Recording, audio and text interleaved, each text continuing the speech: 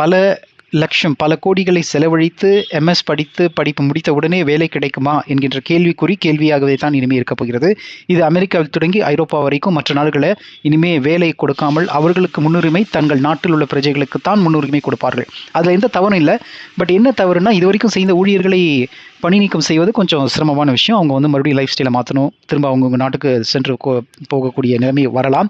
இன்னும் ஒரு 3 to 5 வருடத்துக்குள்ளாரவே இவ்வளோ பெரிய மாற்றங்கள் நிகழக்கூடிய வாய்ப்புகள் அதிகமாக இருக்கின்றன.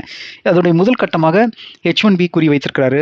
வரி விலக்கு அதிகமாக வரி விதிக்கிறாரு. அதாவது இங்கேயே நீங்கள் மேனுஃபேக்சரிங் பண்ணால் சைனாவில் போய் மேனுஃபேக்சரிங் பண்ணாமல் இங்கேயே மேனுஃபேக்சரிங் பண்ணுங்கன்னு சொன்னார். அதுக்கு ஒரு வரி விலக்கு இருக்கும். அதே மாதிரி இங்கே இருக்கக்கூடிய லோக்கல் ரெசிடென்ட்ஸ், அதனால வருங்காலங்களில் எம்எஸ் மேலை படிப்பவர்களுக்கு அங்கேயே வேலை கிடைச்சிடும் அப்படிங்கிற ஒரு 20 வருடத்துக்கு முன்னே இருந்த அந்த ஒரு அஷ்யோர்டு கேரண்டி இங்கே கிடையாதுங்க.